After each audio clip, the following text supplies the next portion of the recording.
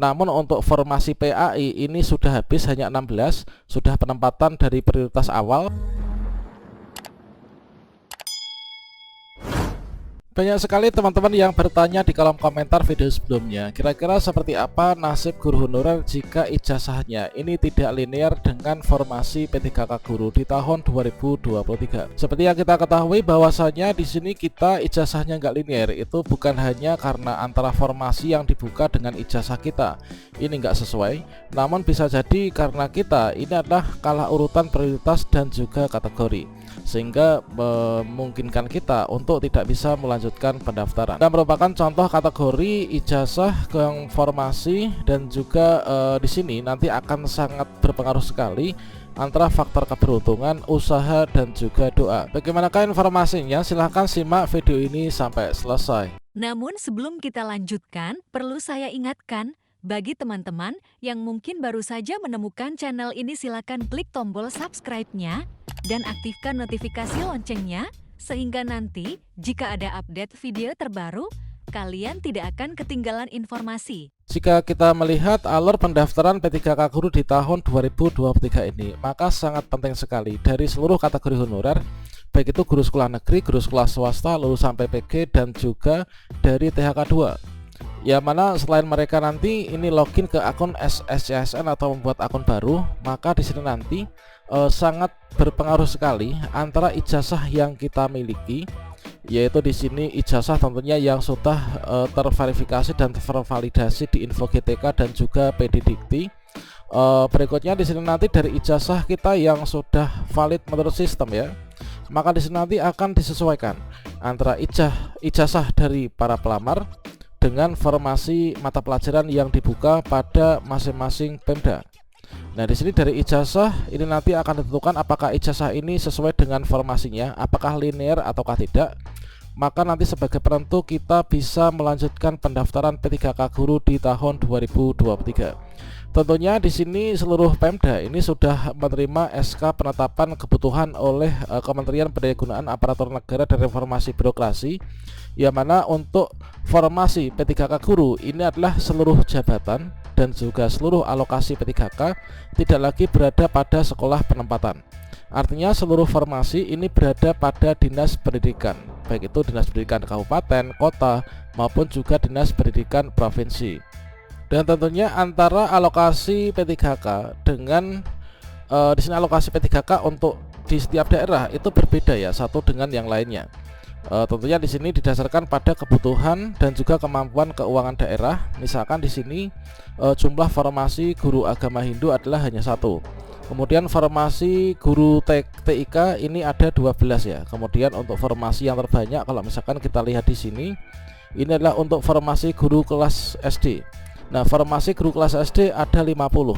Kemudian formasi guru matematika ini tentunya di SMP ya, ini ada 2. Kemudian formasi guru IPS ini ada 3 di SMP tentunya.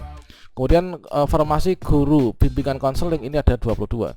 Tentunya supaya nanti kita bisa mendaftar dalam jabatan-jabatan ini harus linear antara ijazah yang kita miliki. Misalkan saja di sini untuk saya itu mendaftar di formasi yaitu guru matematika ya. Misalkan saya ingin mendaftar di formasi guru matematika SMP yang jumlah formasinya ada 2, maka syaratnya ijazah yang saya miliki ini harus linear dengan jabatan yang di sini dibuka ya. Dengan formasi yang dibuka ini harus linear. Misalkan ijazah saya adalah S1 matematika misalkan. Nah, ijazah S1 matematika tentunya nanti bisa mendaftar di bagian ini. Kalau misalkan ijazah yang saya miliki ini ternyata mungkin bahasa Inggris, kemudian misalkan bahasa Inggris ini sudah nggak ada misalkan ya, kemudian formasi yang ada ini adalah matematika, tentunya saya nanti nggak bisa melanjutkan pendaftaran sampai dengan tahap resume. Ini adalah contoh untuk pentingnya ijazah itu harus linear dengan jabatan yang dibuka, formasi jabatan yang dibuka pada alokasi dinas pendidikan. Tentunya di sini nanti akan sesuai. Misalkan kita ambil contoh ya, misalkan di sini adalah salah satu kawan saya, misalkan Anang misalkan. Anang ini memiliki ijazah S1 PGSD, kemudian untuk formasi yang dibuka itu adalah formasi guru kelas SD. Dikarenakan ijazah saya ini adalah PGSD, tentunya kalau misalkan jabatan formasi yang dibuka di Pemda saya ada PGSD-nya, berarti nanti saya akan bisa mendaftar di P3K guru di tahun ini. Karena antara ijazah dengan formasi ini linear. Kemudian contoh yang kedua, misalkan Pak Rahmat ini adalah ijazahnya bahasa Inggris. Ini nanti ternyata di SMP itu dibuka formasi, yaitu untuk menjadi guru ahli pertama guru bahasa Inggris SMP misalkan. Nah, terkait tentang guru bahasa Inggris yang ada di SD, apakah nanti linear dengan guru kelas ataukah tidak, ini kita tinggal tunggu saja, tinggal menanti ya, untuk nanti pengesahan linearisasi ijazah bahasa Inggris dengan mapel guru kelas ya. Atau mungkin nanti apakah kalau misalkan linear bahasa Inggris linear di SD itu apakah linear dengan guru mapel bahasa Inggris yang akan dibuka di SD karena kurikulum merdeka, ataukah nanti dianggap linear dengan guru kelasnya. Kemudian salsa misalkan, ini adalah ijazah yang dimiliki matematika. Kemudian di sini dibuka guru mapel matematika di SMP misalkan, atau mungkin juga guru kelas SD. Dikarenakan untuk matematika ini linear untuk menjadi guru kelas kan. Nah, selanjutnya Pak Joni, ijazah PAI tentunya nanti kalau formasi yang dibuka itu ada buka formasi guru ahli pertama guru PAI, nanti akan bisa melakukan pendaftaran. Inilah antara ijazah dengan formasi ini harus linear. Namun kita juga perlu mengetahui bahwasannya untuk nanti penentu kita itu bisa lanjut ke resume pendaftaran ataukah tidak. Di sini selain ditentukan antara ijazah dengan formasi yang dibuka ini harus linear, ini juga sebagai penentu yang lain ini adalah yaitu urutan pengkategorian ya. Nah, urutan per kategori dan juga urutan per kriteria teman. Nah, di sini kalau misalkan kita lihat ini adalah untuk nanti alur penempatan misalkan. Jadi seperti halnya di tahun 2022, yaitu untuk formasi yang dibuka di Pemda itu nanti akan diurutan untuk pengisian formasinya dilakukan berdasarkan urutan kategori pelamar jika formasinya ini masih dibuka. Nah, di sini dari kategori pelamar, yang dimaksud dengan kategori pelamar itu adalah kategori. Di sini adalah P1, kemudian kategori P2, P3 dan juga P4. Ya, mana di sini per kategori itu juga diurutkan prioritasnya ya, yaitu PG 2021 misalkan. Nanti yang pertama akan ditempatkan yaitu langsung penempatan tanpa ada tes lagi, yaitu diurutkan dari THK 2-nya. Kalau misalkan masih ada formasi diberikan ke guru sekolah negeri, masih ada formasi diberikan ke PPG dan juga ke sekolah swasta. Kalau misalkan formasi masih ada setelah penempatan dari kawan-kawan kita ini, maka nanti akan dibuka formasi itu untuk THK 2 guru negeri. Jadi kalau misalkan masih ada formasi, maka nanti dari pelamar umum bisa melakukan pendaftaran karena formasinya ini masih sisa.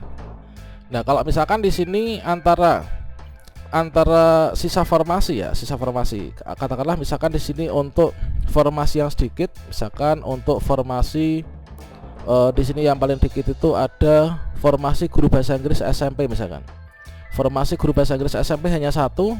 Kalau misalkan di sini dari PG 2021 ada yang guru bahasa Inggris, THK 2 ini misalkan guru bahasa Inggris 1. Kemudian sekolah negeri juga ada guru bahasa Inggrisnya, PPG swasta ada. Maka di sini nanti hanya cukup untuk penempatan dari PG dari THK 2 ini. Sehingga untuk pelamar lain yaitu guru sekolah negeri PG, kemudian PG lulusan PPG dan juga lulusan guru swasta lulus PG ini nggak bisa lanjut pendaftaran.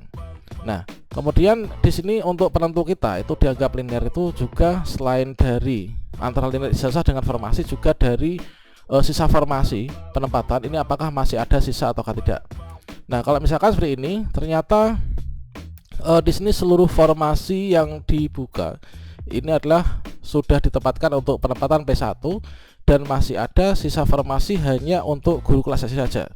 Dikarenakan biasanya tiap daerah mungkin saja ini nanti akan sama, yaitu formasi terbanyak itu adalah guru kelas SD. Dikarenakan masing-masing kelas SD itu kan terdiri dari 6 ya, 6 jabatan, guru kelas 1 sampai dengan kelas 6. Tentunya akan berbeda rasionya antara guru PAI yang dibutuhkan dan juga guru kelas SD yang dibutuhkan. Sehingga misalkan di sini saya itu namanya Anang, kemudian ijazah saya itu adalah guru kelas SD. Nah, dari penempatan P1, P2, P3 ini masih ada sisa formasi guru kelas SD. Tentunya nanti saya akan bisa mendaftar ya. Ini adalah formasi sisa semua guru kelas SD. Maka saya bisa mendaftar. Kemudian di sini Pak Rahmat, ini adalah ijazahnya itu adalah PAI misalkan. Ijazah PAI. Namun untuk formasi PAI ini sudah habis hanya 16, sudah penempatan dari prioritas awal. maka di sini karena formasi sisa itu adalah guru kelas SD, maka nanti saya nggak akan bisa melanjutkan pendaftaran. Kemudian saya guru PAI, ini juga guru SD nggak bisa melanjutkan pendaftaran, ini juga nggak bisa. Oke, itu adalah untuk contoh, yaitu penentu nanti kita bisa lanjut atau enggak. Dan dari ijazah yang kita miliki serta urutan penempatan ini nanti akan bisa seperti ini, yaitu ketika kita login ke akun kita, maka kalau misalkan formasinya udah habis ataupun juga ijazah kita nggak linear, maka akan ada tampilan ya seperti ini, yaitu sebenarnya seluruhnya ini ada, yaitu ijazah saya didapat adalah guru agama Islam misalkan. Kemudian di sini pendidikan fisika dari status prioritas berapapun, ini adalah nanti akan ada tampilan seperti ini, yaitu formasinya sudah nggak tersedia, entah itu karena ijazah nggak linear ataupun juga untuk formasi itu sudah untuk penempatan pelamar prioritas awal.